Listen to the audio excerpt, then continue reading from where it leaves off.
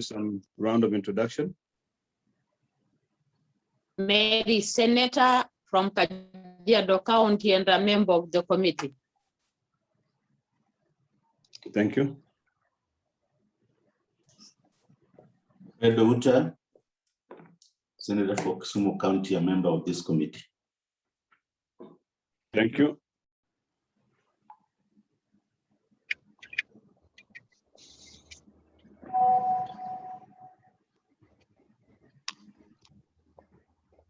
Any other Abdullah Ali Wajia, member of the committee. Thank you. Atumadulo, Senator Isiolo, friend of the committee. Do you have any other members? Amy, can you introduce your secretariat, please? My name is Amy Chepkwony, Principal Clerk Assistant. We have Ms. Sombe, our legal counsel. We have Mr. Franklin, who is our media relations officer. The sergeant at arms are present, and Chair, our audio officer, is also present. Thank you, Chair. Back to you. Thank you. The auditors, are you present? Can you introduce yourselves? Yes, Chair. My name is Evans Koina from the Auditor General. Thank you. Yeah, proceed. My name is Rob Carrero, also from the Office of the Auditor General. Thank you. Thank you. And I'd request that everyone mutes their gadgets so that we don't have echoes. And then we only, whenever you get to speak is when you actually turn it on. So Governor, over to you. Can you please introduce yourself and introduce your team? Or let them introduce themselves.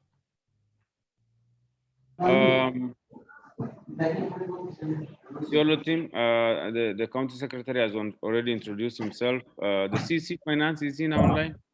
No, Governor, let them introduce themselves now. We're just waiting for, yeah, okay, please. Anybody from Isiolo County who has not introduced himself, please go ahead. Ibrahim Alio, Chief of Sahel Services. Thank you. Alad Malicha, Director, Communication Governance Space Service. Thank you. Sadia Wario, Principal Internal Auditor, Isiolo County Government. Yeah. Thank you.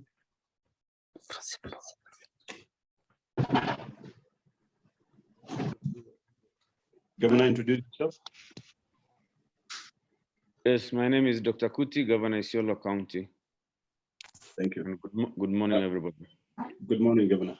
We're meeting today, the agenda has already been adopted, to be able to go over the issues which were pending. Remember when we adjourned the last time, we had asked the auditor to be able to go over the information that was sent to the auditors so that they can be able to tell us where we are and clarify. And then we still had one other pending matter.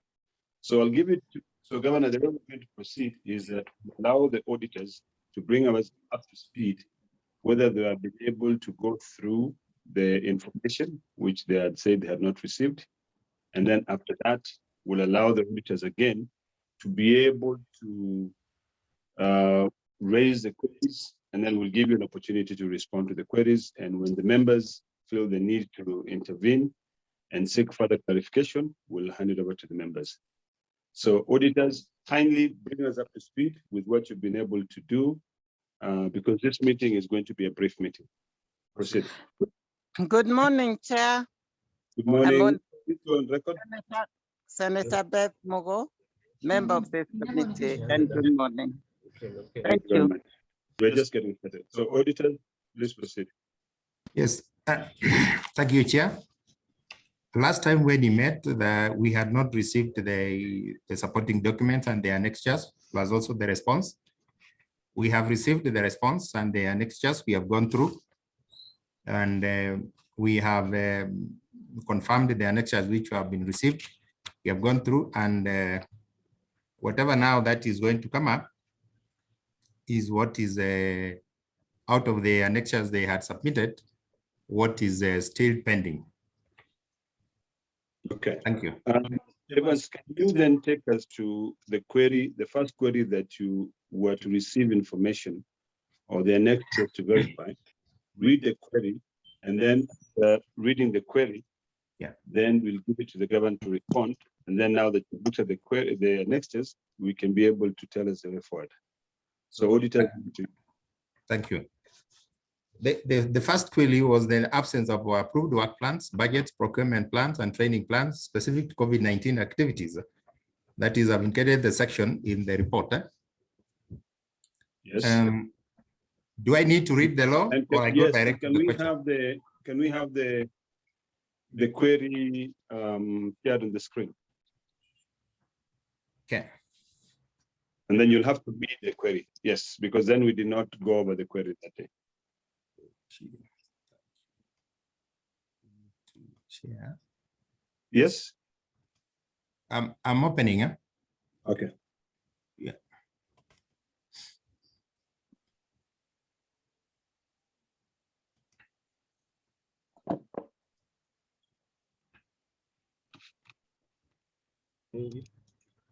So, Chair, you can see it. I'm looking for it. No, don't share it on the screen. Kindly share it.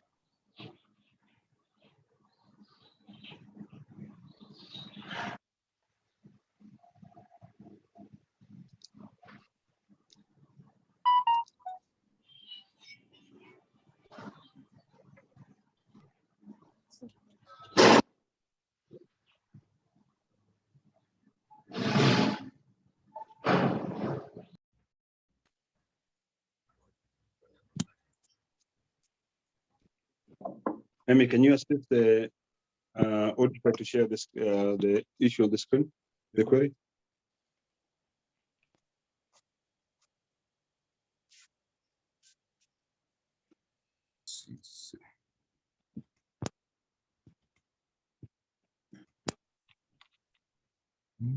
That's what I'm trying to see.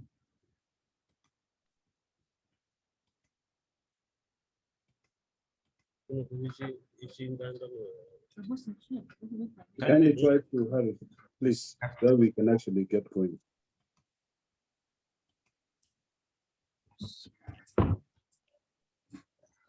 Kitu. So do you know how to do this? Amy. Yes.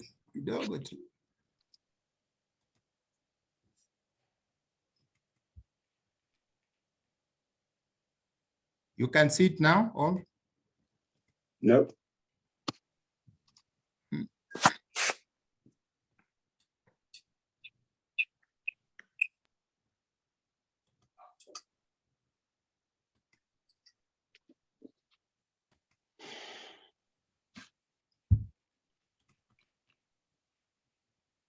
Yes, we can.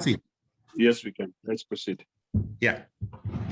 So that is the first question: absence of approved work plans, budgets, procurement plans, and training plans specific to COVID-19 activities. I've included the section in the report, section 107, subsection 2 of the County Government Act 2012 requires that the county government plans shall be the basis for all budgeting and spending in a county. Section 53, subsection 2, and subsection 5 of the Public Procurement and Asset Disposals Act 2015 requires entities to have in place procurement and asset disposal plans that are based on the indicative or approved budgets, which shall be integrated with the applicable budget process, and as such plans shall be approved by the county executive committee member responsible for the entity. In addition, section 131 and the 135, subsection 2 of the Public Financial Management Act 2012 requires county assemblies to approve budget estimates and supplemental budget estimates of county governments. The special audit established that the county government of Isiolo had in place a work plan, procurement plan, training plan, and approved budget for the county emergency fund, financed from its own source, and the Kenya Devolution Support Project, KDSP. On the contrary, there was no evidence of existence of an approved procurement plan and training plan for the conditional grants received from the national government. In addition, there was no approved work plan and budget for utilization of the healthy workers allowances received from the national government as detailed below. So there is a table there. Now, we confirm that we have received the annexures for approved work plan and budget for conditional grant. It is under 1A. 1B, there is also the supplementary budget 3 for COVID grants, the NIDA and KDSP. 1C, there is a training plan for conditional grant. 1D, there is procurement plan for conditional grant.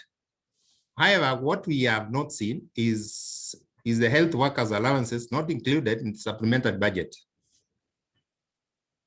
Okay. Thank you. Governor, can you address just that specific issue, missing workers allowances not included in the supplementary budget? Thank you, Chair. As for the frontline health workers allowances, Mr. Chairman, we were duly guided by the Ministry of Health AIE, which there's an annexure there. There is Council of Governors and Salaries and Remuneration Commission guidelines, which formed the plans for this, how we were going to spend the money. And this money were paid through the payroll, and the payroll is annexed, there's an annexure for the payroll to show that there was a plan, because we had to prepare the payroll, which forms the plan for payment. And also the AIE from Ministry of Health, the guidelines from Council of Governors, and the guidelines from Salaries and Remuneration Commissions, which we have all now attached as annexures, Mr. Chairman. Auditor, did you have a look at the annexes that the governor is referring to? Yeah, we have looked at all of them. But what we are really questioning is that all these other monies which were received into the county, they were included in the supplementary budget. Our concern was, why was the healthy allowances not included in supplementary 3? That is the only pending issue. Now, before I open up to the members, can you clarify whether you went through the county government guidelines and also the SRC guidelines to determine whether they need to be in the budget or not? Yeah, we have looked at them. We went through the SRC guidelines, how the money was supposed to, what the grades per an officer and how much he was supposed to get, and the card of the staff who are to get. And then also we looked at there is the AIE from the Minister of Health, and also the letter by the PS Minister of Health, giving them the guidelines how the money is supposed to be spent. And we also looked at the supplementary budget, where we noted that the conditional grant was included, KHP is included, was in the supplementary budget. The NIDA was also included in the supplementary budget. This was the only money which was received by the county, which had not been included in the supplementary budget. Because even then, even the NIDA itself is that from the last time when we had the session, is that Professor Ongeri was saying that as per the agreement, the NIDA, they have their own terms.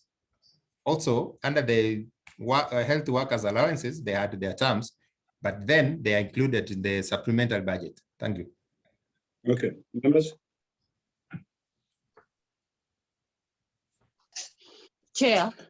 Yes, Senator Kudo. This is Senator Mary. Mary, proceed. Sorry. I was asking whether the allowances were paid according to the circular from the ministry, from SRC. Were the allowances indicated the amount, and were they paid to the right people according to the payroll and the circular? And two, my question is to the Auditors General Office. What was your expectation? What was the expectation of your office concerning these monies? Were they supposed to be in the supplementary budgets according to you, or it was supposed to be to be paid directly according to the circular. Governor, Chairman? please note it down, and then we'll take members' question. Chairman? Okay. Yes, Senator Bilai. Chairman, I think the auditor has answered the question properly after you have asked. But what I want to know is why the governor did not include once he has already included all the other grants he received into the budget. What happened to this one? Why would overlook, or did they just assume those are letters from the Ministry of Health and see why enough? And number two, I want to ask the auditor. There's something he talked about. I missed that one about the CEC proof, the emergency fund, and if which was not done, and if it was not done, was it done this time? Was because the earlier he told us that there was somebody, the CEC Health, I think, was supposed to finance. I don't know whichever. I missed that one, was to approve. Could you clarify that as well? Okay. Any other member? Yes, Senator. Chair, I think the auditor is very, very clear of what I really wanted to hear the response from the governor, you know, where all other expenditures were not included in the supplementary. And especially when they have a guideline from the SRC circular, which to me was intervened, and also the guidelines from the Ministry of Health. And I want to hear from him why he didn't include them. That's the justification I really want to get from him. Okay. And also, tier number two, I wanted to know how much was it paid by the county government of Isiolo on the SRC circular letters. Okay. Any other member? Chairman, Yes, Senator Dula. I have two issues. Yes. Number one, I wanted to ask the auditor whether he has seen some payment made to the COVID committee of the county, because that information was shared with the ad hoc committee of the Senate. Whether there is a provision from SRC to pay those individuals, the committee members, because I know there is a budget that was spent to the committee. Number two, the auditor has clearly answered the question, and there is no correlation between SRC and the budgeting. So if you are given a circular as far as how allowances are supposed to be paid, you must put it in the budget. So clearly, according to me, they didn't budget for that money. So I think that needs to be answered. Thank you. Okay. Do you have any other query? So let's start with the governor. Governor, I think that the main question here is why is it that you do not include the money for the payment of the health workers' allowances into the supplementary budget? That's the main query there. And then also, it would be important for you to answer the question asked by Senator Outa, as how much was paid by the county government of Isiolo on these health workers.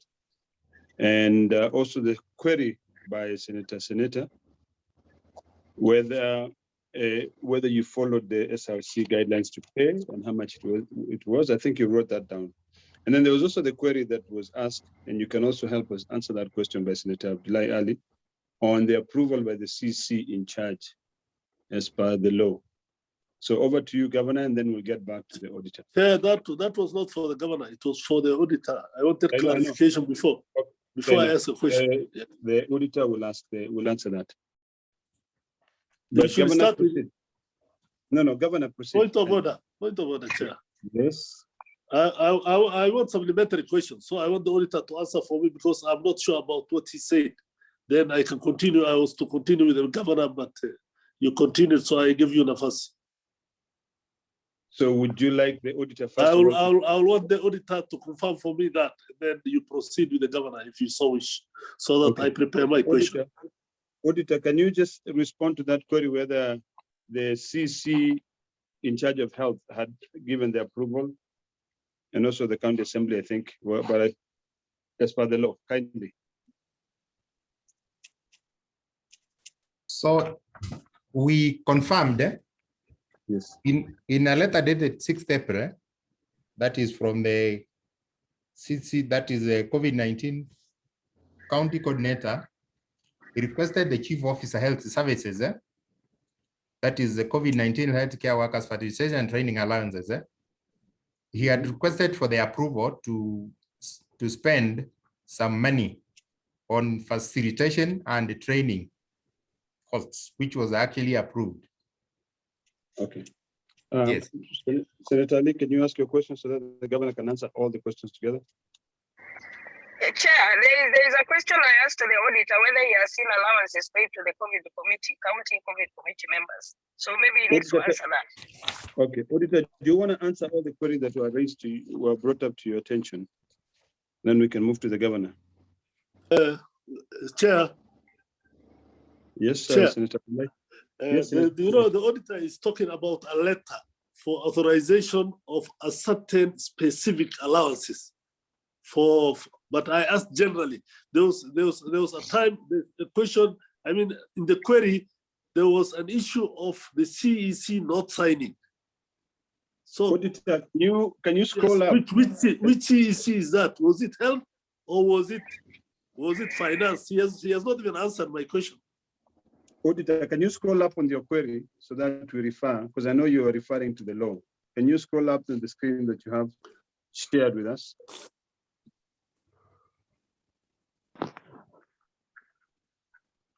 Good morning, Chairman. Okay. Good morning. Is that Senator Milson? No, scroll down. Sorry, scroll down on the query itself. Yeah, well, so just it has to do with such plans shall be approved by the county executive committee member responsible for the entity. Can you respond? Can you respond? The county government of Isiolo. It's right here. It says the PPDA. Can you respond to that?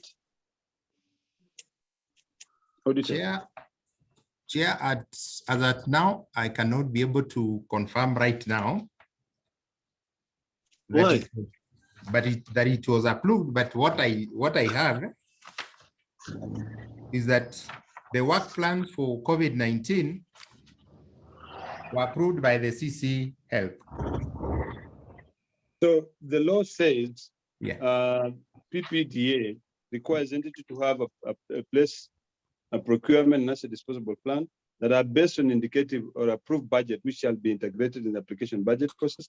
And such plans shall be approved by the county executive committee member.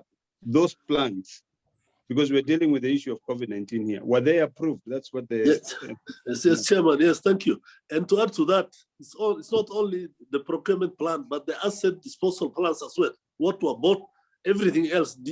Have you seen those things? And has the CEC approved those ones?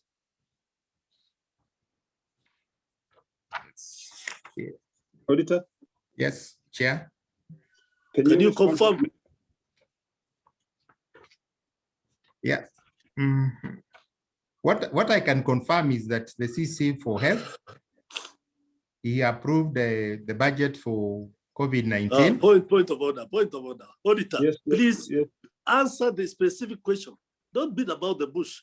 This is you're told, you're the one who read for us this section 53, 2 and 5 of the Public Procurement and Asset Disposal Act 2015 requires entities to have in place procurement and asset disposal plans that are based on indicative or approved budgets which shall be integrated.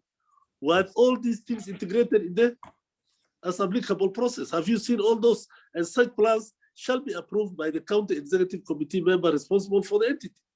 This is a straightforward question. It's not only the budget, but the procurement plans and asset disposal plans, which are indicative and approved, or approved in the budget. If you can't answer, we'll ask the governor. Chair, the only thing I cannot be, we did not confirm is the assets disposals, but the budget, the training procurement plans are approved. Okay, Okay. then Chair, then can I Yes, ask the yes. governor for Yes. the same question Yes. so that Yes, he's please. able to answer? Thank you. Proceed. Proceed. Yeah, I want to know that whether the governor is aware why they did not approve the procurement and asset disposal plans in the budget. You have had your budget, as the auditor is saying, but have you corrected those other issues which the law talks about? Okay, Governor, just note that query down, and then I want the auditors to answer the query by Senator Fatuma Dulo.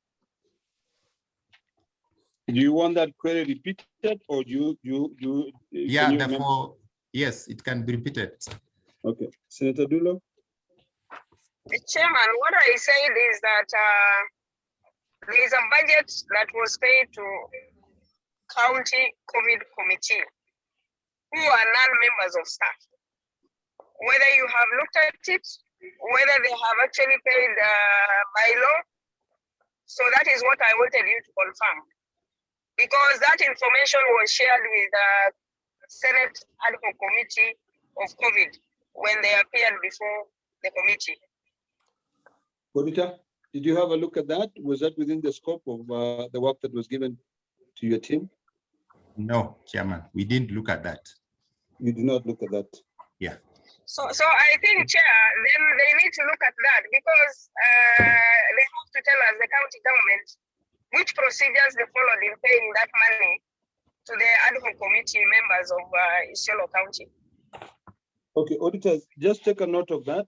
If it was in your scope, we'll figure out how to deal with it, but we can also get that clarification from the governor. Governor, kindly can you respond to the queries that have been asked by the members and clarification? Chair, I want to confirm that all the plans that were submitted to the Auditor General that he had confirmed that he has received have all been approved by the various CCs, whether it's health or finance, depending on what sector it was involved about. So that's what I want to confirm. Number two, Chair, I want to confirm the issue of payment to ad hoc committee. I'm sure the senator is fully aware that the EAS and SRC circular that gives guidelines on how to pay task forces and ad hoc committees. So we followed the SRC formula to pay the committee from the money that was raised from our own source, which was budgeted and planned and sent to the assembly, and the assembly approved. And in that approval, the payment to that ad hoc committee was budgeted and passed by the assembly. And we followed the SRC guidelines to pay. That's what I would like to answer the question on ad hoc committee. The other query is by Senator. We followed the SRC to pay the salaries. We had not paid everything because— Chairman, can I ask Just allow him to finish, answer the, and then we'll take another round of questions. Senator asked whether we actually paid the money. There is an attached payroll to confirm that out of 21,180,000 that was sent to us to pay the health workers, we were able to pay 20,820,000 through payroll. There was 360,000 that we could not pay because of various reasons. Some of them being that 9 staff had retired and they were removed from payroll, and they had their payment had to be processed through manual. And there was one staff, a medical doctor, who was on disciplinary case, whose payments were not done. So there is, other than that 360,000, I want to confirm to Senator, that we paid all the other monies through the payroll. I can't remember Senator Ota's question. I'll tell you what Senator Ota's question was. Is that why was this money not included in the budget? Chair, And I think Senator Ali also asked that question. By the time we got all this, directions or guidelines from SRC, and because the money stayed after the presidential directive, there was a lot of back and forth on how this money will be paid between SRC and CARA. So our supplementary budget had already passed, and this was an emergency, and the staff were all they have heard about the announcement, and they were all up in arms, and they were about to down their tools. So we just used the guidelines, and we used the COG guidelines also, because that pressure actually went all the way to the Council of Governors meeting, and some guidelines from the Council of Governors and salary and remunerations came, and the money was available, and there was a Ministry of Health AIE, and we included in the payroll, and the payments are in the payroll, which is annexed here. No money is lost, but it's because of the urgency and the fact that there was a lot of delay between the announcement when the president made and the time when the money actually arrived. Yeah. Just a follow-up question from Senator Dulo. Proceed.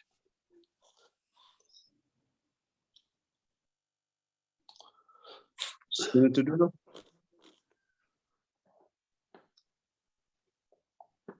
Now, before Senator Dulo comes, Chairman, can we have, sorry.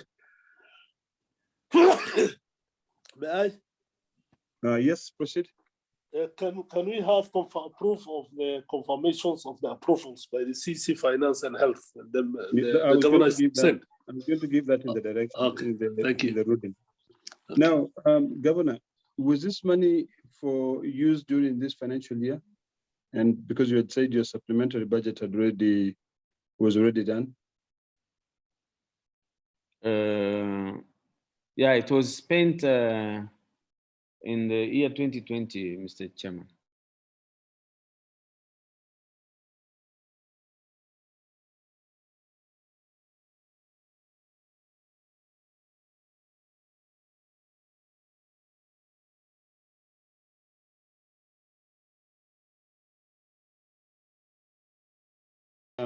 Senator Dulo to answer the supplementary question, then I can give a ruling. Senator Dulo, are you there? Okay, fair enough. What I may request you to do is that can you provide this committee with the approved letters as per the request by Senator Abdullahi, and also provide us with the SRC circular on the formula to pay those committee members. And then, Chairman. Yes, you may. I was calling you and you're not there. So can you come back then? Ask your supplementary question. Yeah. What I wanted is procedures used in appointing those committee members. Number two, also approval by the assembly on the payment of the committee members.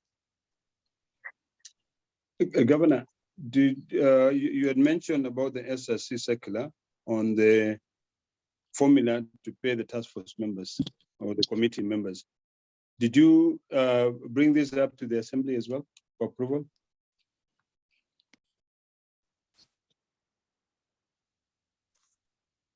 Governor? Chair, there is a standing SRC guideline on formation of task forces and ad hoc committees and what their salaries are.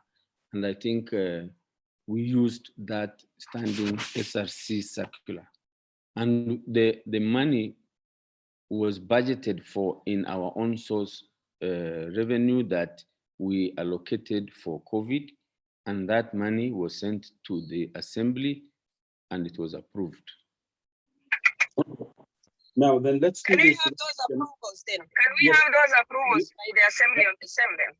Yes, I'm giving that as a direction. So, Governor, for that we can move to the next query.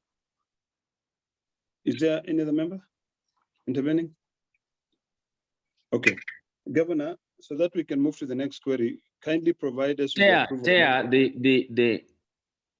just give directives, Governor, please. Chair, can I comment on the because it's about the committee and the allowances.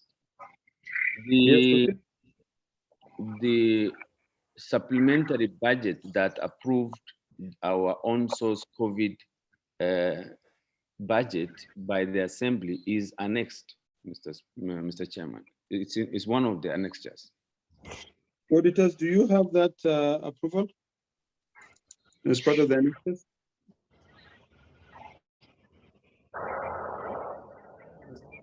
It is Annexure 1E, supplementary budget estimate.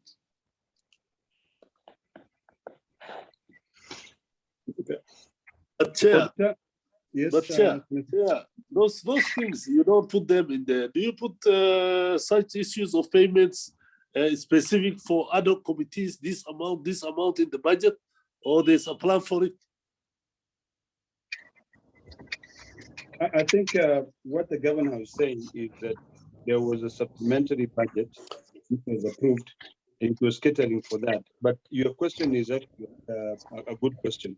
Maybe the governor can respond to that. Governor, we also have an approved plan that was even. Did you put the specifics on the budget? Yes, the plan was even sent to COB and approved. So, okay. Chairman. Okay, we need to make progress on this matter. So can we ask the last question? Let's ask the questions, because I was going to give directions as per the question that you're asking, members, so that we know how to proceed further. So can you intervene and ask the other questions now, so that I can give directive once and for all?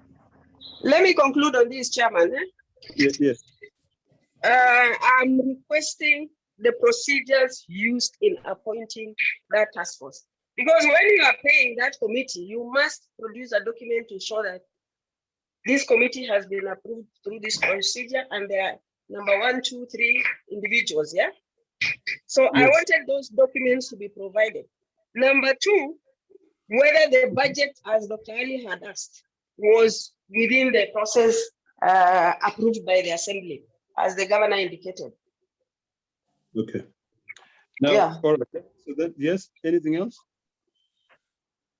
Not from me, Chairman. Okay.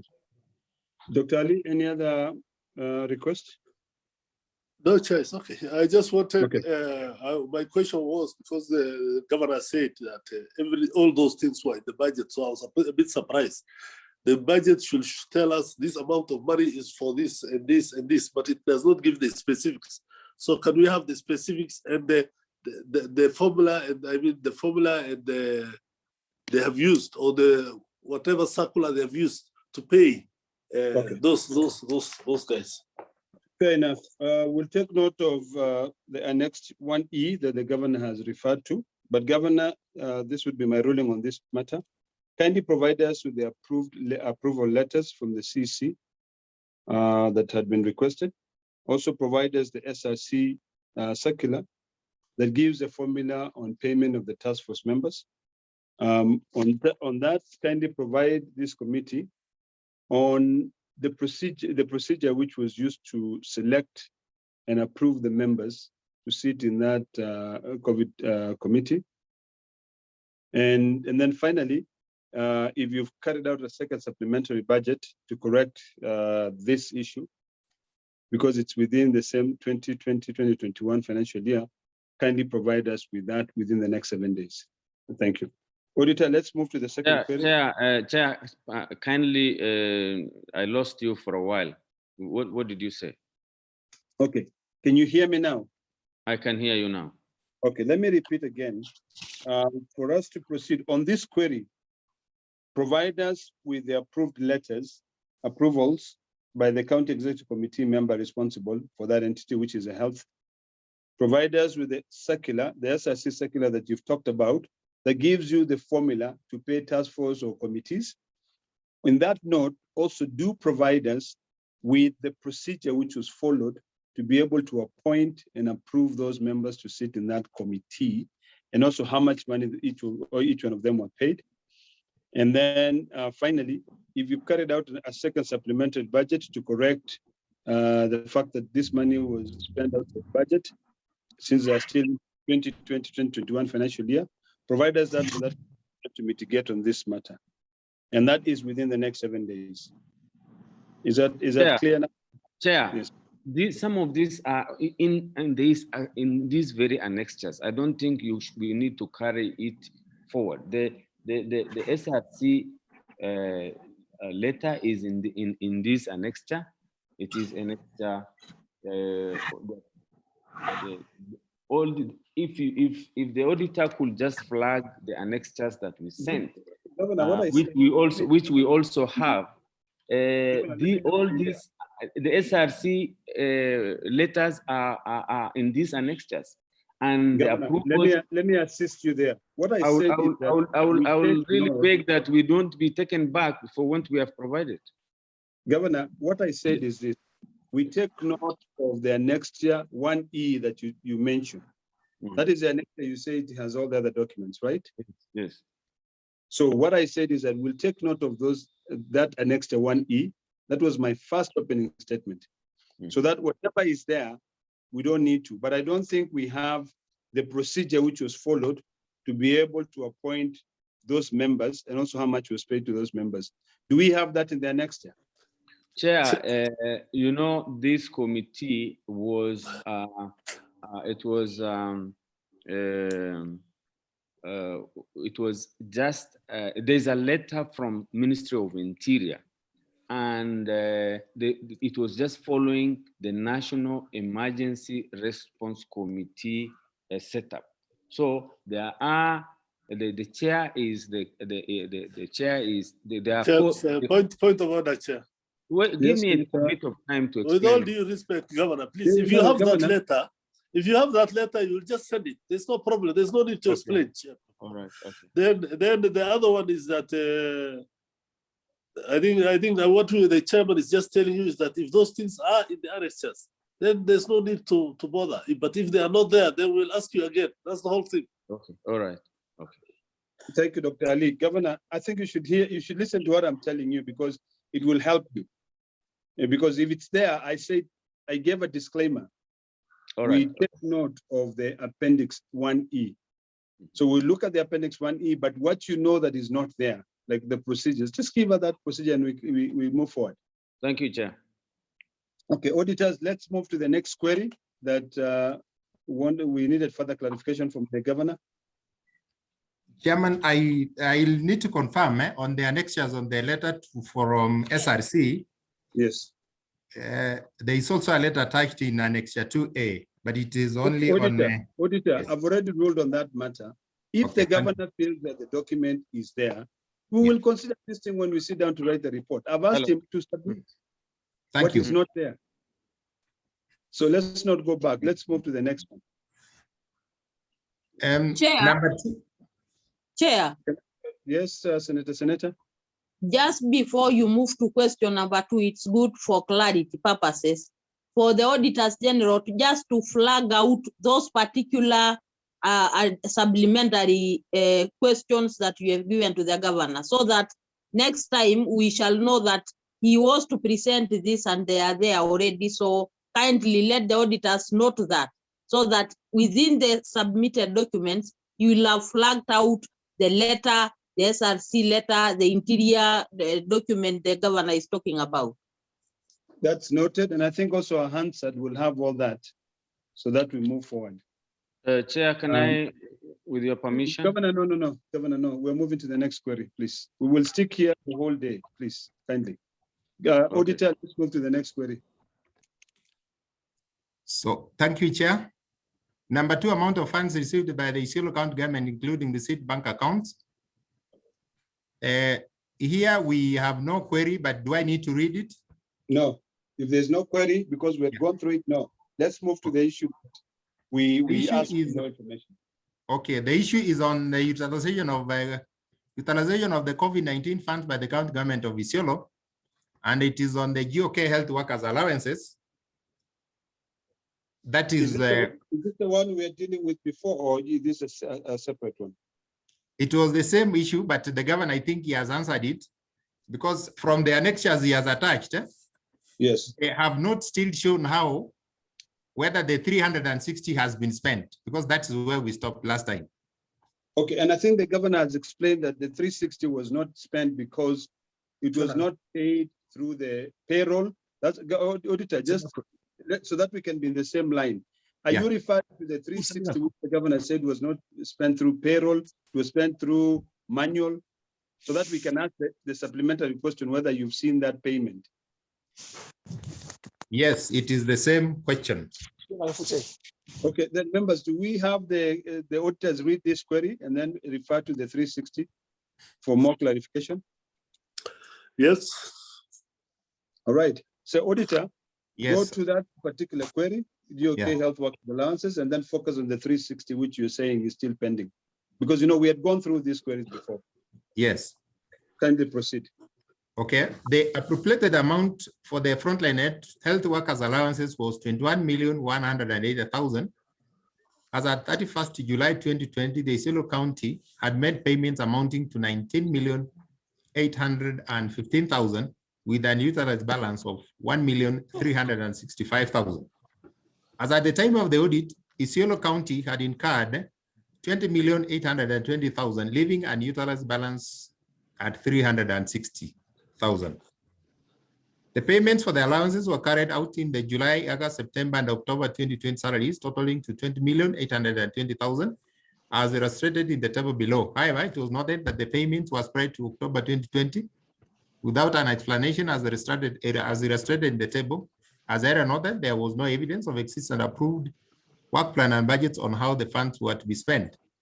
So in this table, it is shown the month when the money was spent, and there is a balance of 360.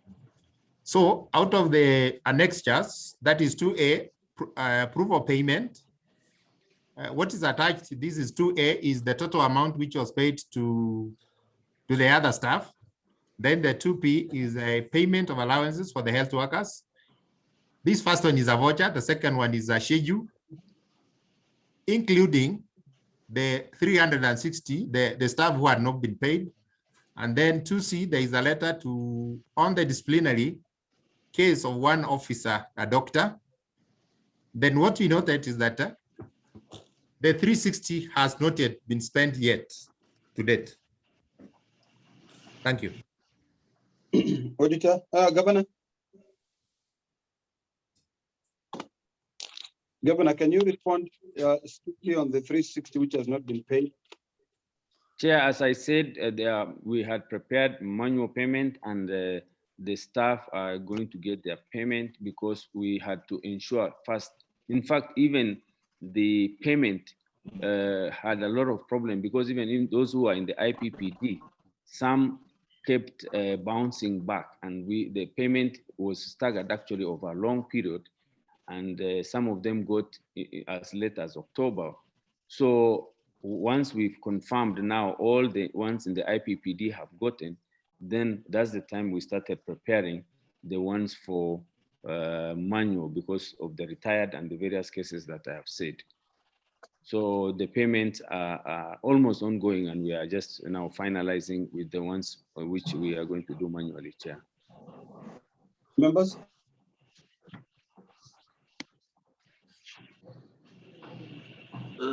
Chair. Yes. Can we Yes, have Mr. the governor has already put from the answer here, but he's saying we have not paid all of them again. So who have been paid? Were the 9 who retired paid? Was the doctor on disciplinary paid? And who are the others who are not paid, Chairman? I think we need the specifics so that we can move on. Governor, can you provide us with specifics of these people who are supposed to be earning the 360,000? So that at least there are 10 of them here, which comes to a total of 345. And he says there's a balance of 15, which was later paid manually. To who? Because that one is not indicated here. And this was now somebody who is on disciplinary and is away. Did he work? How do you pay him? How do you pay this retired, somebody who has retired? Did they work? You have to, it has to be specific. Governor, a quick one.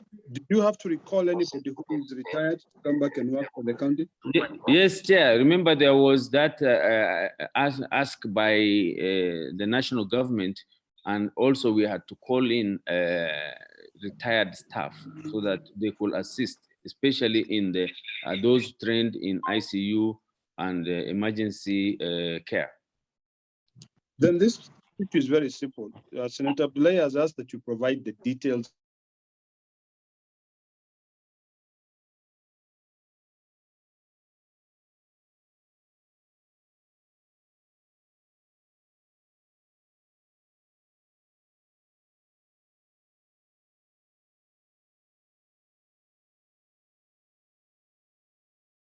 We have provided all that. Chair, this one, Chair, point of order. This one is on here. That's why I say he has provided 10. If all of them have been paid, which comes to 345,000. But he said there are 15,000 balance, 360, which he said was paid through manual. So those are the ones Governor was asking for, the 15,000, not these ones here. Governor, the 15,000, is it still there or it has been paid to someone manually? It was paid manually to one which kept failing through IPPD. So it has not been paid yet. It has been paid manually. It has been paid manually, Chairman. Okay. Auditor, have you looked at the annexure by the governor so that we can move forward on this matter? Yes, I've looked at the annexure 2A. And do you have any other query or are you okay with it? What is here? What the list which is unpaid is 345,000, but the outstanding balance is 360. So the evidence that the 15,000 was paid to one of the officers is what is not attached. Okay, fair enough. So let me get this clear, Auditor. There is a pending list of payments of 345. Yes. But then there's a balance of 15,000, the one that the government is saying kept on bouncing back. That evidence you do not have. I don't have that one. Okay, Governor, can you provide the evidence of this person who's been paid the 15,000 manually? So I'll do that. I'll do that, Chair. Okay. Then I think, can we proceed to the next query? Auditor? Yes. Let's proceed to the next query that we had asked for clarification. Okay. I'll move to the next one. Engaging non-pre-qualified bidders, Kenya shillings 24,589,360. So the law says that is section 57, subsection 1 and section 71, subsection 1 of the Public Procurement and Asset Disposals Act. 2015 requires the head of the procurement function of a procuring entity to maintain and update lists of registered suppliers, contractors, and consultants in the categories of goods, works, or services according to its procurement needs. The propriety of the quotations and LPOs worth 24,589,360 issued to various suppliers as detailed below will not be confirmed since the register of pre-qualified suppliers was not availed as required under section 57 and 71 of PBD of the Public Procurement and Asset Disposals Act of 2015. Further, there was no evidence of invitation approval for pre-qualifications. There is a table below of the 24 million. And then we have confirmed, that we received the annexure 4B, which is the register of pre-qualified. Let allow the auditor to finish first, right? And then I'll give you the numbers. That is 4B, that is register pre-qualified suppliers, because the question was the unavailability of the list of pre-qualified suppliers. However, when we went through that list of pre-qualified suppliers, we know that there is one Unan contractors, which is in green, not among the pre-qualified suppliers in the category of pharmaceutical and non-pharmaceutical. And at the same time, the recommendation letter from Pilot Pharmaceutical on to Hunain contractors is not dated. Thank you. Okay, can you scroll up a little bit on your shared screen so we can see this in green? Okay, good. Now, Governor, can you respond to this issue of the Hunain Contractors Limited, who are not in the pre-qualified list? And also Before the governor answers, may I ask something? The auditor, is this the one which was not which was registered recently, which was 6 months or 2 months old, or this another company? No,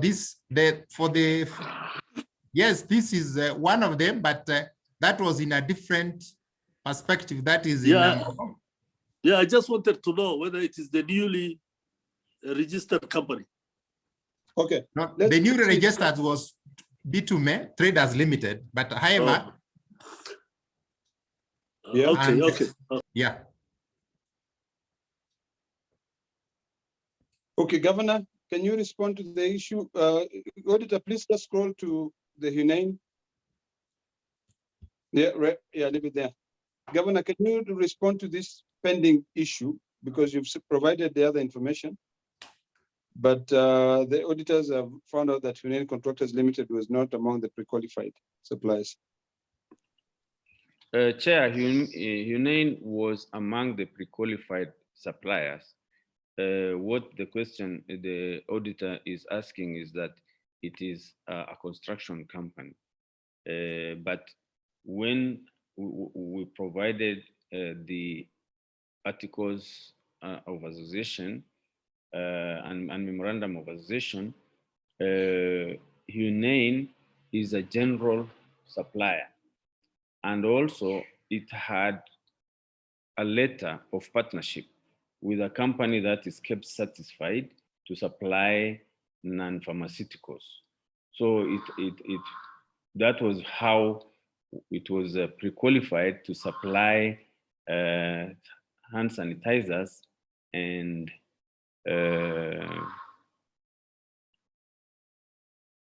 because of that letter of partnership that they have. There was no loss of funds, Mr. Chair. And the chairman, the issue of the fact is that also, Chair, we try as much as possible to grow local contractors, and these are young people. So, Chair, we encourage young local contractors, especially not from Isiolo town, and some of them are flung like Bertume and Hunain are all from Merti and Garbatula areas. So we try as much as possible to make them participate. So, but they have supplied what was required. And I feel that even the amounts involved were minimal, but the procedures were all followed as much as we could, Chair. Auditors, can you confirm what the governor is saying? Did you look at the articles of the incorporations? Yes, we have looked at it.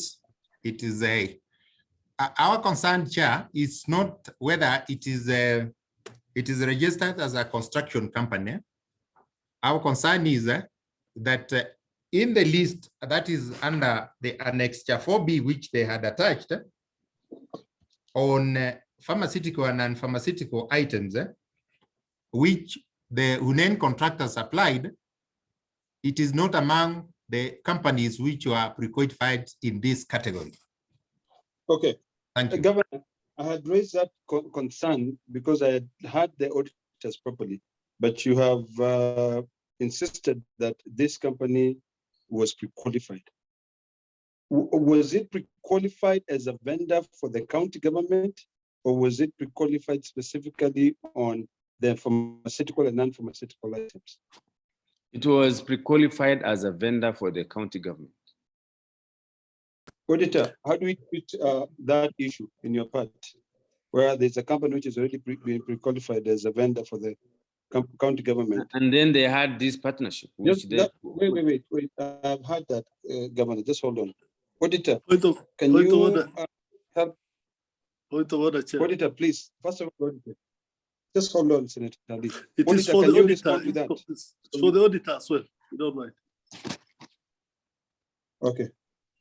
Yeah, the letter the governor is talking about, the auditor said the letter has not been confirmed. So can he tell us whether he has seen that letter or not? Yes. The letter was not confirmed, it was not signed. No, that is actually one of the recommendation letters from Pilot Pharmaceuticals. It is not signed, but the one the governor is saying caps. I've also seen the letter. The letter is it's an agreement between Hunain contractors that they'll be able to deliver for them the goods if they buy the goods from them. Thank you. Okay. So can you respond to this query in terms of the company which is a qualified county government vendor, but is not being pre-qualified to provide the pharmaceutical and non-pharmaceutical items?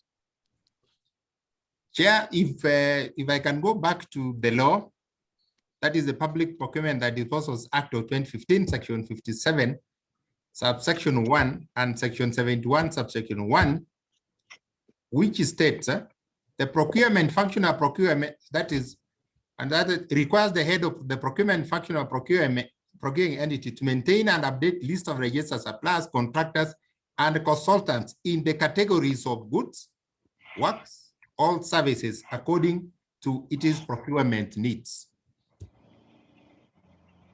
Thank you. Okay. Now, so that we have, we now I know how to direct this. Members, any other query on this matter? Is there a query, or Chairman, the query was not answered? Because clearly the evidence provided. Do you have any clarification that you want? And maybe Senator Dulo on this, because the auditor has told us that this company was not pre-qualified to supply pharmaceutical or non-pharmaceutical. That is number one. Number two, the evidence they provided, according to the Auditor General, has got no relationship with them being. We're losing you. Chairman, I hope you got me. No, I lost you. Kindly come back. I have said, according to information given by the auditors, the evidence county government provided has no relationship with the query. Yeah. So that is the second issue, which means the query has not been answered and it can't be cleared. I've seen Senator Professor Ongeri. Yes. Can you first of all go on record, and then maybe you can help us with the direction that we can take on this query? Chair, you know, as I told you, I'm in Kisi, Senator Professor Sam K. Ongeri, Senator for Kisi County, a member of this committee. If you may just appraise me, Chair, with the query, and then I'll be able to maybe weigh in my thoughts. The issue is very simple. It's an issue of a vendor who is not pre-qualified at the category of goods to be procured as per the law, but is a pre-qualified vendor of the county. And of two letters that have not been confirmed because they are not signed and they do not really state the relationship clearly of one company, which is, I think, deals with pharmaceutical products. The other company is a general supplier. So it's really an issue of a vendor who is not pre-qualified as per the law. Is this something that we can deal with now, or need to retreat, and when we're writing the report, we can actually put our heads together and maybe can assist? In fact, Chair, I was going to, you know, we've had a similar incident where we had companies in another county, where we had companies who are supplying, who are qualified for pharmaceutical, and others who are qualified for non-pharmaceutical items. But then the issue that arose at that time is, how do you categorize these two groups? Because if they are qualified, pre-qualified for county supplies, including non-pharmaceutical, and they're applying for pharmaceutical items, I think all that we need to be satisfied with at the end of the day is the people who are handling that tender. Are they bona fide people who have been qualified fully as to handle any medicinal or pharmaceutical products. And if that evidence is available, then we can consider that at the committee stage, Chair. Okay, members, my view on this matter is that we've heard what the governor has said. We've been assisted by the auditors in getting the way forward. We know what the law says. So this matter, we will not clear it. We will deal with it during the committee retreat in writing the report so that we can give proper recommendations on the way forward, and we'll be guided by the law. So ordered. So can we proceed, auditor, to the auditor?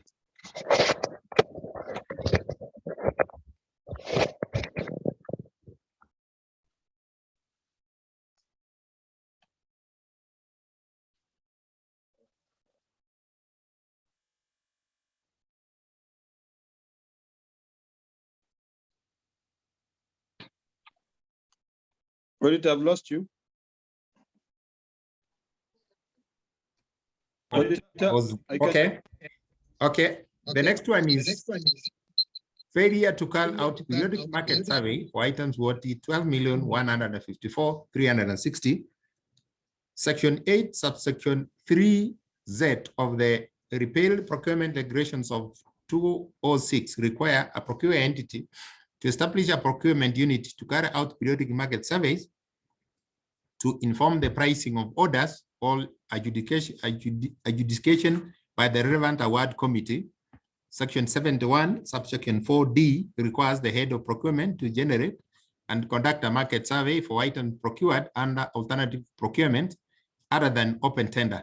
Again, section 61, subsection 1(3) of the procurement regulations 206 requires that the procurement unit not accept a quotation which is above the prevailing real market price. The underlisted suppliers were paid 21,154,360 for various items, as detailed below, whose periodic market survey was not conducted as required by section 8, subsection 3Z of the procurement regulation 206 and section 21, 4D of the PPAD Act 2015. That is the list of the suppliers who are questioning. And we are confirming that we received the annexures, that is annexure 5A, that is the market survey. The market survey, which is attached to the companies where it was done from. There are 4 of them out of the 5 have the survey done, except one, which is in green. Pasaiba, Marine on medical supplies. We did not see, actually it is not attached, the market survey from them. That is the market survey form, the prices they have quoted. It's not attached. So, but for the 4, it is attached. And then the other one is on Greda Hotel. The Greda Hotel, that is annexure 5B, which is actually attached. But then what we have in that annexures, that is the request by the CC Health, no, the Chief Health Officer to head of procurement to approve the procurement of the hotel services, which will be near the hospital. But then what we are not seeing is that because as the response from the governor, they are saying that they did the necessary surveys were done, but it is only one. Actually, it is only one hotel which is identified. And at the same time, the market survey for the 4 companies, they are not dated, just the prices. And the market survey attached, the market survey report attached is for 2nd August 2019. Thank you. Okay, Governor, can you just respond to the queries, the issues that the auditors are not keen on? They're not clear on? Chair, as for the one company that we have lost you. Can you hear me? Can you hear me? Yes, we can hear you. On? Yeah. Yes, Senator Ongeri, I can see you and I can hear you perfectly. Proceed, Can I proceed? Yes, Governor, proceed. Yeah, I'm glad that the auditor has What's happening? confirmed that he has received the survey for 4 companies. I think the 5th one may be a clerical error, which we will supply because all of them have been done market survey. As for the hotel, Chair, this was a very specific request from Health Department because this hotel was going to house workers who work in the COVID center. They wanted this staff not to go back home so that they contract their families. So we had to set up a hotel near the hospital so that the workers could stay at the hotel and come and work at the COVID center. So a special request, a letter was written to the procurement, and this hotel was checked. It has 2 sections.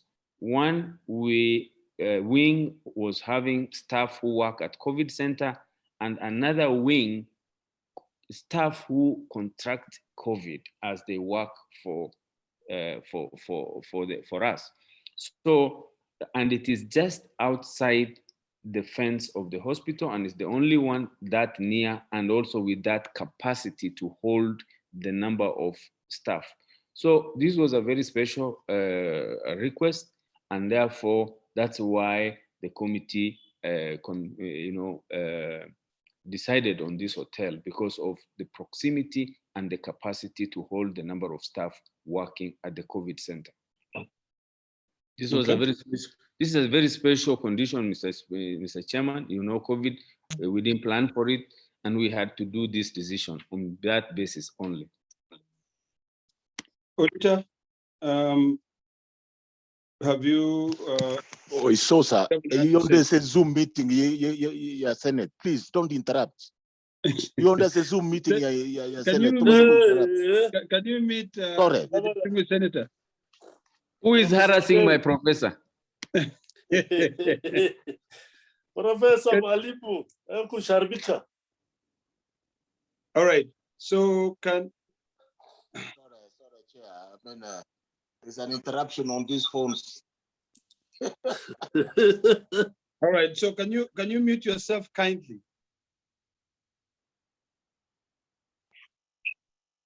Okay, Auditor.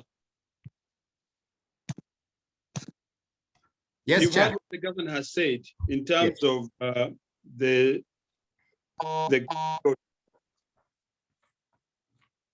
and also the market survey. I've Are you lost you. convinced? And also the market survey that was, he said is a clerical error that they'll provide. Have you been able, what do you have to say about that before I give it to the members? So if they can be able to provide that market survey for the one which is missing, and then on the question of the hotel, of course, we understand the circumstances under which they procure the hotel, but they ought to have regularized the process. Please. Can you kindly mute Professor? Okay. Now, have you seen this letter of procurement? Auditor? Yes, I've seen 2 letters requesting for the procurement of the hotel. Yeah. And the condition, the hotel of the 30 persons capacity, I've seen the letter, which was addressed for approval, and it was approved. Okay. On this matter? Yes, Chair. Yes, Senator Ali. Chair, there's something interesting here. The auditor is telling us that 4 of the contractors had market surveys, but he's telling us that the market survey was done in 2019. That is pre-COVID. Even we didn't have COVID that time. He talked of August 2019. Are you satisfied with a market survey of 2019, auditor? Number 1. Number 2, he's told us that he want the hotel issue to be regularized. How does he want it done, and what do we expect from the governor to do? I think the auditor should help us here so that we know the way to go. Thank you. Thank you. Auditor, market surveys, are they supposed to be done annually, quarterly? or what is the duration of the period? And also this issue of the regularization, can you let us know how you would want it done? Okay, Chair, thank you. For the market survey, it is supposed to be for a specific period because there is dynamics of changes in prices. It cannot be open for the whole year. And then that is as per the requirement of Section 8, subsection 3Z of the Procurement Regulation 206 and Section 71, subsection 4D of the Public Procurement as a Disposals Act of 2015. So the market survey needs to be done, but it's not supposed to be open because what is attached, the survey report is for 2nd August 2019. Point of order, is that appropriate? I think we want just simple answers. No. Yes, so those market surveys cannot be used in this instant. Just a quick one. This is during the COVID period. COVID hit us in 2019, correct? Yeah, the financial year 2019-2020, because it was March 2020. So March 2020 and August are the same financial year, Mr. Chairman. Auditor, how do we mitigate on this issue of this market survey that you're saying periodic? And I'd like to understand periodic meaning a year. Point of order, Chairman. Point of order. Can I correct the governor? March and August are not the same financial year. Our financial year ends end of June, governor. And you know that as a former AIA holder. But July 2019. Order. Senator Abdullahi, August and March are in the same financial year. What? No, they are not. Financial year begins in July and ends in June. So July is the beginning of the financial year. Okay. Please look at that. Okay. No, let's drop that matter. Auditor. No, I've agreed. What's the word? Okay, Sawa. Okay, so can we proceed further? Auditor, I just need to get clarity from you. This issue of periodic, what does that mean?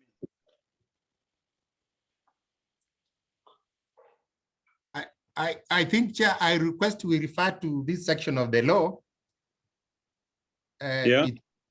That is Section 8, subsection 3Z of the regulations of 206 and Section 71, 4D of Public Procurement as a Disposals Act 2015.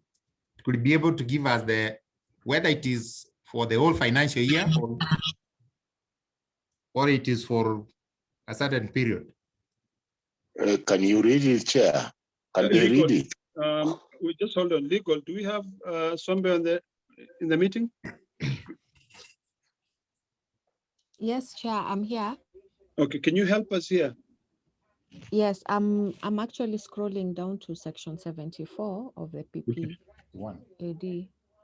74, 71. 71.4. Oh, 71.4. I'm sorry. 71.4. My apologies, Chair.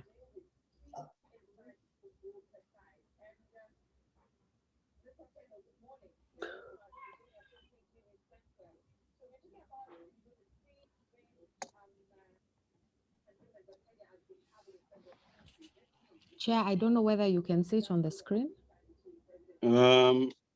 Yeah, I'll bait. Really? Okay, I mean, we open the bigger screen. Okay. Yes, it's there. Okay, so the heading of the section is registration of suppliers. And it reads that the head of procurement function. Sorry, Chair, should I read all of it or just 4? Just go to 4. Okay, fine. The lists shall be applied on the alternative. Chairman, can that person remove the phone from where this is harassing us with the vibration? Yeah, whoever that person is, kindly. The list shall be applied on the alternative procurement methods as specified and appropriate, and the list shall A, be generated through portal websites and people submitting hard copies of their intention to supply. B, allow for continuous applications and hence updating. C, be evaluated leading to registration on a biannual basis. D, be generated through market knowledge and survey. And E, be as may be prescribed. Chair, is this the one we really wanted? Well, that is what we've been referred to by the auditor. No, auditor was talking about another place. This one is for the pre-qualification. The other one we were talking about was market survey. No, just hold on. Auditor, did you refer us to 71.4D or which regulation did you?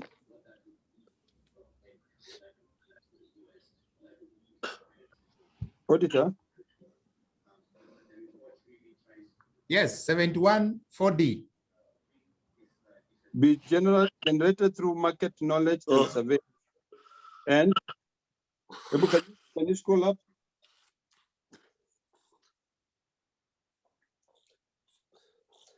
Now, let me just hold on. Point of clarification here. Legal, can you read? Is it possible just to take one provision, or you read the entire section? I think, Chair, in order for comprehension, it's best to read the entire section. So, auditors, how do we focus only on one? Be generated through market knowledge and survey, and be as may be prescribed? Because I can see on the issue of the period, there's an issue of the biannual. Legal, can you help us with this so that we don't stay too much here on this query of market survey? Point of order, Chair. Just if you read 4D together. I apologize. I thought we're not yes. done. Take us back. This one it reads there. The list shall be applied on the alternative procurement methods as specified and appropriate, and the list shall be generated through market knowledge and survey. So I don't know, but the biannual and this one all come together. So even if we go biannual, then that market survey is not adequate, Chair. Legal, how do we treat this issue? Can you look at where it says allow for continuous application and hence updating? Chair. Senator, no. Ongeri, hold on 1 second. I've asked legal for clarity. Yes, okay. Please. Chair, yeah. I kindly request the committee to give me some time to properly comprehend the provision of the law before I can advise. Okay, fair enough. Senator Professor Ongeri? Yeah, yes, Chair. We're splitting hairs here. That's what I thought. The first question is, do we have evidence that there was a market survey done by the county government? I didn't hear the answer at that time. I was interrupted. If the answer is yes, and then we will have to determine whether that's sufficient enough to cover the whole year, or a given specific financial year, or is let me bring you up to speed so that we move forward. The issue here is a market survey which was attached, was carried out September, was it August 9th, 2019? But the procurement was done for the next financial year, I think. I think it was still in that. No, not next financial. It was still, no, I've corrected myself, Governor. It was still in that financial year. And then the annual. So really, maybe the way forward so that we don't stick on this matter forever because of time. We'll give legal time. They will be able to advise us. We'll take those recommendations during the report writing. That is, move to the next query, Auditor.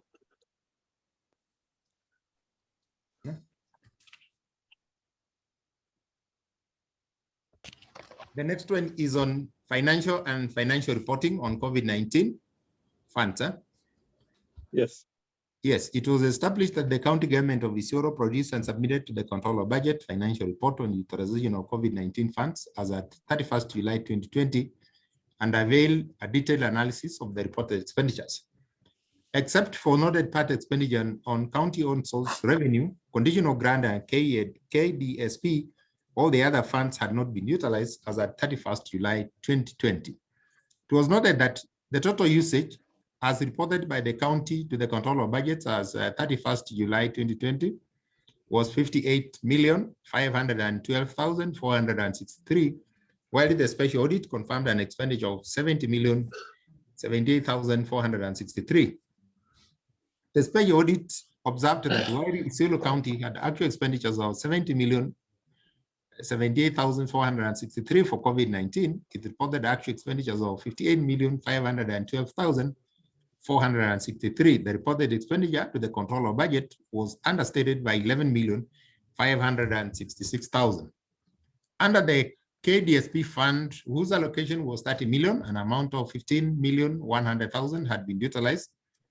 As at 31st July 2020, under GOK grants, whose allocation was 16,238,000, an amount of Kenya shillings 14,978,463 had been utilized. Under the county-owned source, the entire 40 million had been appropriated and had been utilized.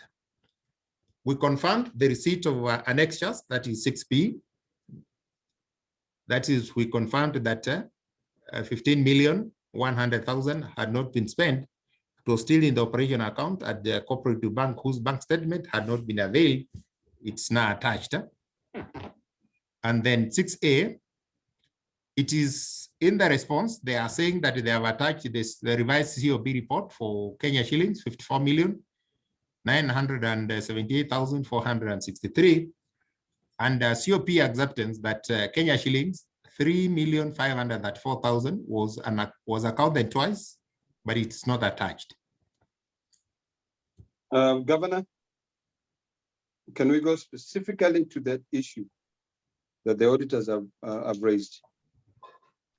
Chair, I want to first make a comment on this section, because as you can see, the auditor statement was not correct. Number one, that at 33924, it says that 15,100,000 was still intact in the bank account, number 1,042,6845.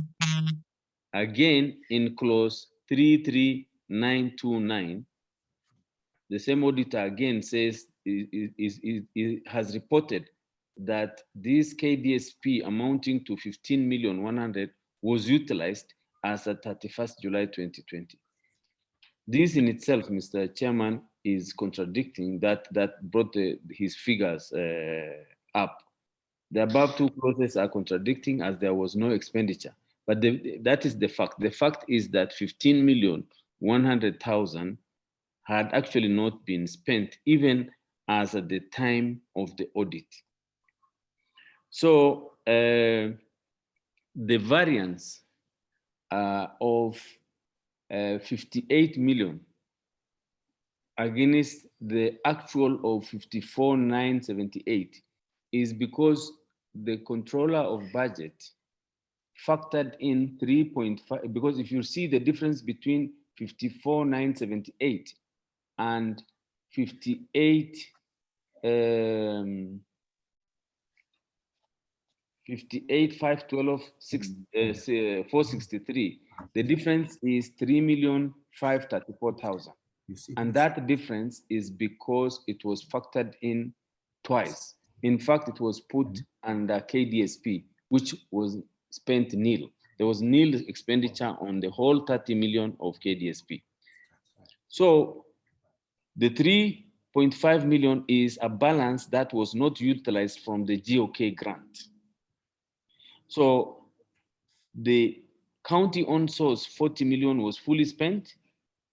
GOK grant was partly spent from 16,238 to 14,978,643, while KDSP was nil spent. Even at the time of audit, we're still waiting for the approvals from Kenya Devolution Support Program at Ministry of Devolution, even by the time the auditor was there. So the fact that he claims that there was an expenditure of 15,100,000, that actually was fault on the part of the auditor. So the actual expenditure, as stated, and I'm repeating, there is a GOK grant of 16 million, which 16,238, which we got, and spent 14,978,643 with a balance of 3,534,000. And then we spent the whole or committed this whole of the 40 million of on source. So at the COB, what the auditor should have found as spent is 54,978,463. So this, I think this matter, we have even contacted COB through a letter, which after the auditor's report came out, and we are still waiting for, and they have verbally actually on phone, they have confirmed that the posting of 3.5 million on the KDSP account was erroneous, because KDSP has not been spent even after October, when the Auditor General had done his audit and gone back. KDSP was nil spent still. So the total is 40 from on source plus 14,978 from GOK grant, which totals to 54,978,643. So that variance is of the making of the Auditor General and COB. As far as we are concerned, and we can prove that 54,978,463 is our expenditure as at 31st July 2020, Chairman. Auditor, there are two issues here. Can you confirm this issue that the money had been spent, and your other statement that the money has not been spent? That's number one. Number two, have you seen this letter which the Isiolo County government has written to the COB to protest on the 3.534, which has been reported twice, that you're saying is not attached here? Like the response from the COB. Auditor? Okay. Thank you, Chair. On the 15,100,000, that one, when we looked at it, because by the time that is the central bank statement, the money had gone out, the 15,100,000, but then what was not availed, which is now availed, is the copy of the bank statement where the money was sent to. That is the operation account at Cooperative Bank, which has now been availed, which indicates that by the time we were doing the audit, the money was still intact. So that one we have accepted, and it can be corrected. On the letter of the 3.5 million to COB, we have not seen it. Thank you. Hello. Members, I think it's a pretty clear issue here. And 16 million. No, Governor. Okay, Chair. Yes, Dr. Ali. It was the one of the 15. Tell the Governor, order, Governor. Governor, please. Okay. We can hear you, Governor. So, yes. So, if the one of the 15 million has been cleared, then I will ask the one of the duplicate also. If the Governor and team have the letter, they should clear that one as well. Okay. We proceed. Any other member? Chair, I think most of the problems have been cleared, except that difference of 3,534,000, which has not been cleared, and the governor has brought on board the communication between the Isiolo County government and the control budget. And I think we should invite the Auditor General to have a look at that. And if they are satisfied, we should clear this audit query. Okay. Any other member? Senator Dilo? No, Chairman, Okay, I think maybe it's just interference. Governor, can you provide this committee with the letter that you sent to COB, and also provide it to the auditors, and kindly follow up with COB to get a response for that letter is something different. And then so that we can be able to clear this variance of 3.534 million. And can you do that within the? Yes. Yeah, I would like to make a slight correction of what I said. The 3.5 is within the 14,978,463. So it was factored in twice. While it That's was okay. in this, That's okay. I understand that. We all understand that. Yes. All I need you to do is to provide us with a letter which you say. With the letter, okay, I will do that. You send to COB and also get from COB accepting, because you'd say that they orally agreed that they had factored that matter twice. Yes, okay, I will do that, Chair. So please do that within the next 7 days so that we can clear this query. So I will ordered. do that. We move to the next query, please. Thank you, Chair. This is the last one. Accountability of donations. Yes. That is the first one is failure to value and disclose donations in organization books of accounts. Section 74, subsection 4 of the PFM Act, County Government Regulation 2015 requires that where grants and donations are received in kind, the value of such donations shall be determined and included in the estimate and reflected as expenditure in the financial year. The special audit established that Isiolo County received various donations in kind from its partners. However, it was noted that at the time of audit, the donation had not been valued to be included in the supplementary estimates for 2020-2021. The special audit noted that donations received from the Minister of Health through the KEMSA were received at the Isiolo Referral Hospital, and some of them had been distributed to various health facilities. The special audit noted that items delivered from KEMSA as ventilators by S11 number 99383 were not actually ventilators, but the two devices received are actually gadgets indicated for the treatment of obstructive sleep apnea. This is as per page 1 of the user manual.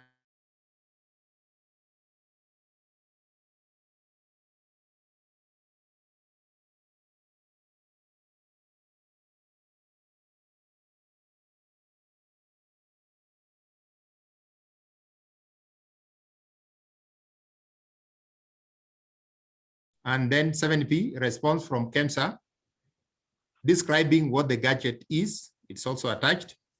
However, what we have not received is that donations from KEMSA, they are not part of the valued donations. Thank you. Governor.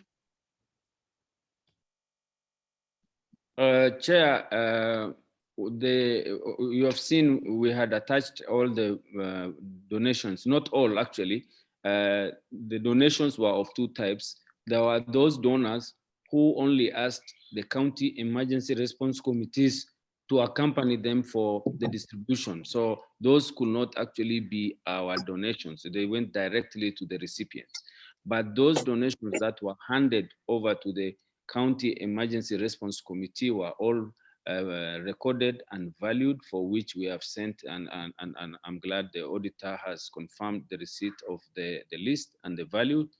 The ones from KEMSA we were not able to value because at that time, Chair, we didn't have the cost of certain technical things. So the KEMSA, I think we can only now liaise with KEMSA to get the value, but the list is there attached. And for the part that they were disputing, whether it was a ventilator or a sleep apnea gadget, KEMSA was able to respond and give us the letter, and it is attached, Chair. Auditor, have you seen the letter from KEMSA clearing the dispute? Yes, Chair. So now the only issue pending is evaluation of those items from KEMSA. Yes. Members, I think that's a very pretty simple issue. It's very straightforward, Chair. It's really a non-issue. Okay, well, it's still an issue because the law requires it to be put into limits. Any other member before I can give the no, Chair, we have ruled before. Yeah. Chair, we have ruled before that under such circumstances, both the county and the KEMSA in this case should get the nominal value of the items donated for purpose of recording and other future supplementary information. Yeah, Yeah. that may be, but yeah, go ahead, Senator, Mary Senator.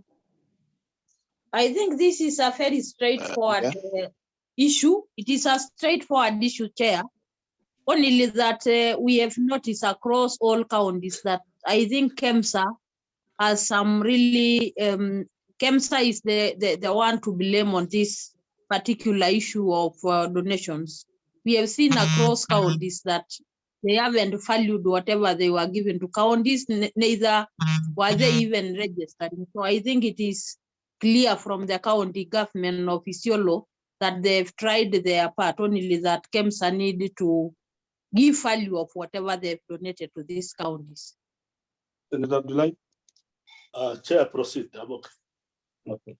Now, Governor, I think, you know, given that KEMSA is the procuring entity of the Ministry of Health, and you of course, they deliver products to you, I would like to request that you write to them for them to give you the value of the goods that you are doing, so that you can be able to put them in your budget, because you're still within the year the estimates. If you do that, see that you've taken those steps for us to be able to clear the query. Noted, yeah. Okay. Any other query for clarification? Let me. I would like to make a comment if you will give me a chance, even if at the end, Chair. Yeah, I will give you a chance at the end. Don't worry. Let me see whether we have any other query. Let's start with Senator Fatuma Dulo. Any other query on this Isiolo special audit? No, Chair. Okay, thank you. Senator Sam K. Ongeri, any other comment? No, I'm quite happy. Thank you. No, I'll give you the closing remarks later. And then Senator Abdullahi, on this matter, you. I'm okay, Chair. Senator Fred Outa. Any query? Not closing remarks, just query. No, proceed. Proceed, Chair. Okay, Senator Mary Senator. Chair, I don't have more queries, but I have a comment to the county of Isiolo. I'll give you the closing remarks in a minute. Senator Beth Mugo, you've been very quiet today. Are you there? All right. Then we've come to the end of it. So what I'd like to do, every member, maybe members could mute their microphones. Actually, Secretary, can you please mute everybody? Me, and then I'll unmute myself.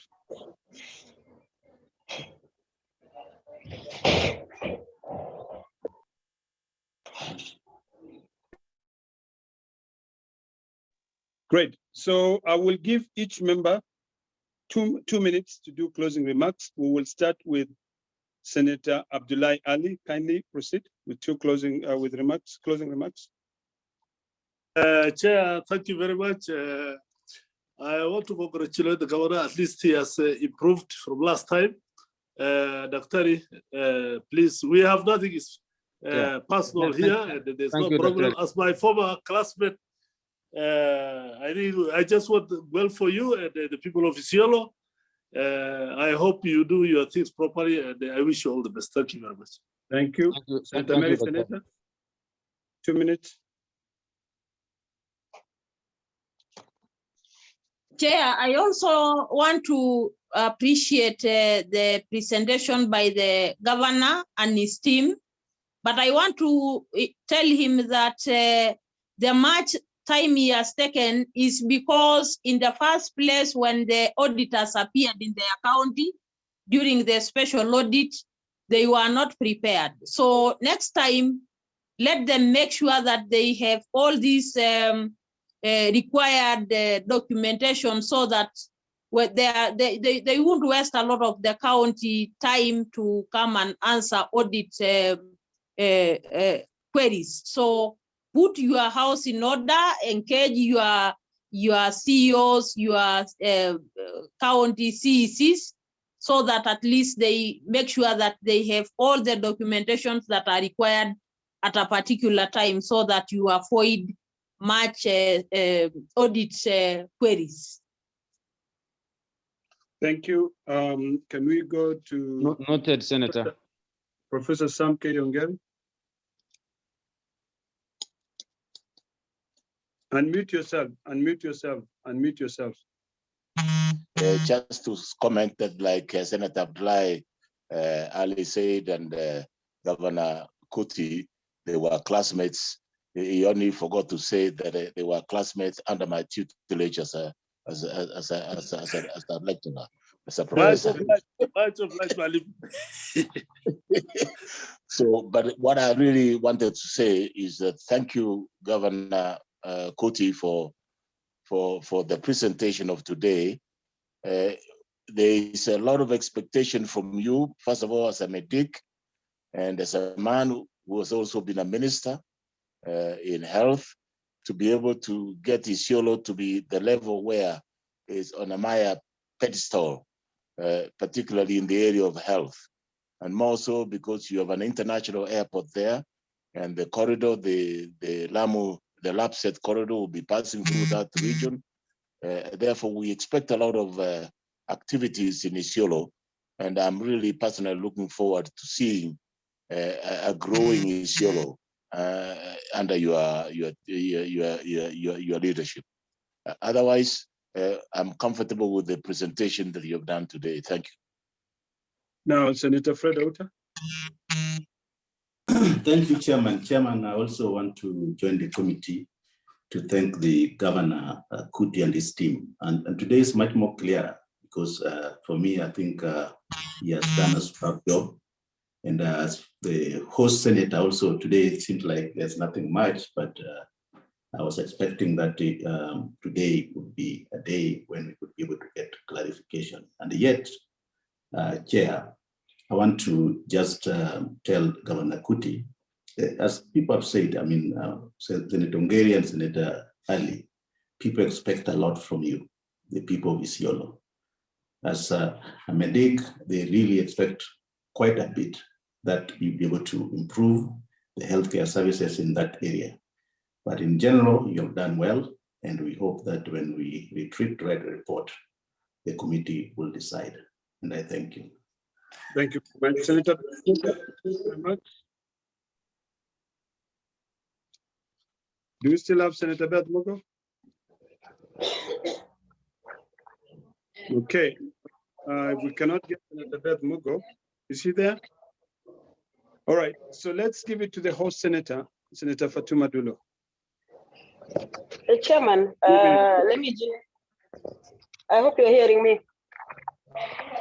Yes, Chairman. Yes, I can hear you. Yeah. Yes. But, You're having muted. all this audio. I'm not muting. Eh? Are you hearing me? Okay. Okay. Proceed. Yeah, we can hear you now. Yeah. Now, maybe my advice to the county is that they need to put their documentation in order and also to take audit queries serious, so that when auditors come, they have ready evidence to respond to the queries. So apart from that, maybe I wish them well. So let them proceed in actually delivering service to the people of Isiolo. In fact, things are very difficult right now because of COVID. But I hope they should not take advantage of COVID and also maybe not deliver service to the relevant. Otherwise, I would ask them to take audit queries serious, because if they did that, they should not have been here. And I thank you. Thank you. Governor, 2 minutes, closing remarks. Then can we see? Yeah. Thank you. I really appreciate the positive comments. Governor, Can you hear me, Chair? Yeah, can you put on your video for your closing remarks, kindly? Oh, okay. Thank you. Thank you, Chair. I really appreciate the session and also appreciate the comments made by members, and I've put into consideration whatever comments you've made and the few asks that you have made on us within the 7 days, we'll be able to provide. Chair, why I had asked for this comment also is we come here because we respect the Senate. We know your mandate, it's a constitutional mandate, and we need to appear before the Senate. And we know in these appearances, media are also present, and they are supposed to just report what actually transpired. Chair, between the time I was before you last time and now, it has been a very serious bash, media bash, whether it is print media. In fact, Citizen had a whole diagonal, even the figure of 111 million that is misappropriated by Isiolo County with my photo, my portrait right beside it, is what is circulating in Isiolo County. The social media is a bash, is full of, we are being bashed left, right, and center. I think when we appear before you, Chair, we need protection from all corners, from our competitors, from media, so that only genuine and correct positions are reported. We need your protection because we come here so that we do what is our duty to the Senate, and the Senate also to play its role fairly and ensure that what transpired on the floor, whether it is on Zoom or on the floor or in a committee, should actually be accurate, because it's really character assassination that what has just happened between the time I appeared and now, that the whole of Isiolo, everybody calling me whether I'll be arrested, whether, because there's so much panic in the county because of, media that has really taken advantage of my appearance. So our appearances as governors, Mr. Chair, needs to be, official, and it has to be protected so that if there are negative things that came up, definitely it has to be reported. But I'm sure what happened last time was just that the auditor did not have his copies, which we actually forwarded through an email, which we also stated to you, even the email address to which we sent. But what transpired actually was that we could not account for 111 million. And that actually was what is in Isiolo right now. I'm sure you are a politician, all of you are politicians, you know how much damage that causes. So when we appear before you, Chair, we need protection. We want to continue appearing. We want to have a good relationship with Senate, but we also need to be protected, Chair. But I have enjoyed our relationship. I have never failed. Even I have reported to this committee from a hospital bed, Mr. Chairman. So it is important then that this relationship is protected so that we continue appearing and we continue, all of us, doing the constitutional mandate that we have all been given by the Constitution. Thank you, Chair. Thank you, Mr. Governor. Thank you for appearing on this committee. And I think it is important that clarification be made here in this Hansard, whether actually we misappropriated 111 million and that now the Senate is, holding us accountable for that, or whether we are just going through a normal process of a constitutional session, whether that we are just clarifying issues. So that needs to really come out in this forum so that it actually comes out in the Hansard, whether actually the claims on the TV and on the media is correct. No. Today, this All morning. right, thank you, Governor. Can we mute the other so I can finish? Senator Dulo, can you mute your gadget, please? Thank you. Governor, thank you for your comments. I appreciate your comments. The first thing that I would like to say to you is that media will always write what the media wants to write. But I think as a county government of Isiolo,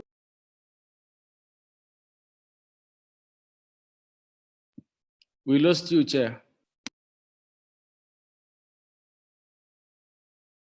Chair, are you still Masai or you are here? Can you hear me? Can you hear me now? Now you're back. Oh, you Now are you're back now. Yes.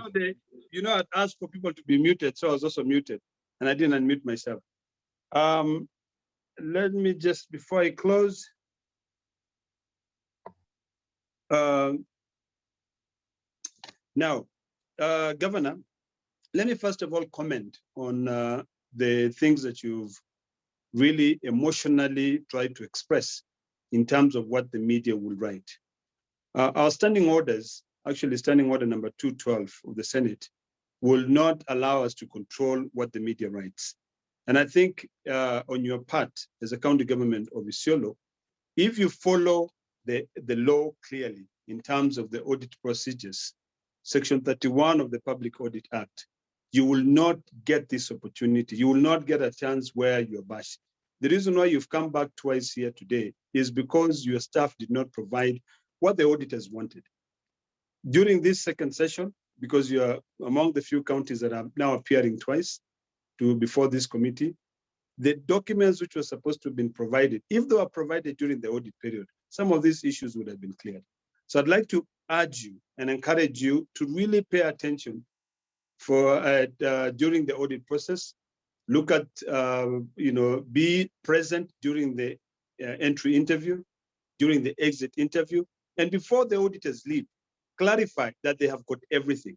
Because when they come back here and they come before the Senate, the first thing that we find out is that, why did you not provide these documentations when you were supposed to have provided the documentation? So the media will write that you did not provide this documentation, and most of them will be sensational, and they will say that these funds have been appropriated. But I think today you have demonstrated clearly that you have provided the information to the auditors. Now it is upon us as a committee to go sit down, look at the information, the annexes that you provided to the auditors, clarify them, go through them, and then write recommendation. So I would want to encourage you, instead of worrying about what the media is going to write, or instead of worrying about what is going to come out during these sessions, because these are open sessions, pay close attention to the audit process and really engage the auditors on a day-to-day basis. I wish that you would appear in this committee and provide us with letters and say, we wrote to the auditor for clarity on what they wanted. This is the response we got back from them, so that at least it will show some mitigating factors that you're putting in place on issues raised by the auditors. Finally, let me thank you for appearing before this committee. Yes, you have always appeared before this committee, and I appreciate that. I appreciate the fact that you've also appeared even when you're in the hospital bed. That shows that you're doing your job diligently. And I would not expect anything less of you, because you were once a senator, you are in this committee, so you realize the importance of the Senate in oversighting county government expenditures. So finally, I'd like to urge you to present the documentation that we've requested within the next 7 days, so that when we sit down and retreat to write the report, we can take all those issues into consideration. It is important that you provide us with a second supplementary budget that shows that the funds which the auditors had questioned that had not been included in the budget have now been corrected, because if it was still in the same financial year, kindly provide us. Also, don't forget to provide us with the SRC circular that shows the formula that you use to pay the committee members of the COVID committee. It is also important for you to provide this committee within the next 7 days the procedures which were used to be able to appoint those individuals and what they were paid. Finally, I want to wish you and the people of Isiolo, the entire Muslim community, happy Ramadan or Ramadan Kareem. And as you prepare to celebrate the end of Ramadan, I think on the 14th, and I'm glad that the government has declared that as a public holiday, enjoy and pray to Allah to take away Corona. Otherwise, I wish you all the best. I think my friend Senator Beth Mogo is visible now. Maybe you allow her. She used to sit next to me in Senate, so I would like to hear her voice a bit. Before I end then, Senator Beth Mogo, I called on you like 20 times, but since you're in demand, kindly. Well, thank you, Chair. I'm sorry, I had some. Yes. Oh, am I muted? No, you're. Thank you, Chair. I'm sorry I had a few problems I had to sort out. But now I'm back yet, and I did listen to some of my former colleagues' answers, which I think they explained where the areas which had not been very clear. Governor, I greet you. Yes, you are next door. You are sitting next to me, and those were good. There were good times. We discussed many things, and I know your commitment. I have no doubt, really, that what you've done in good faith, and it's all will come out. As the chair has said, it's only this a statutory duty which we have to do, but there's no bad feelings or harm meant for the governors. After all, governors, most of you are even our colleagues and friends, but we are all working for the nation, all working for Kenya. And I believe in the end, we get good results. Kwa hivyo, asante sana, Governor and your team. Asante sana, Mheshimiwa Senator. I still have to visit Isiolo. Karibu sana. Fair enough. Thank you, Senator Beth Mugo. Wale, I had called on you, but like you said, you had a problem. So, Governor, in conclusion, don't worry what the media have to say. Just do the right thing.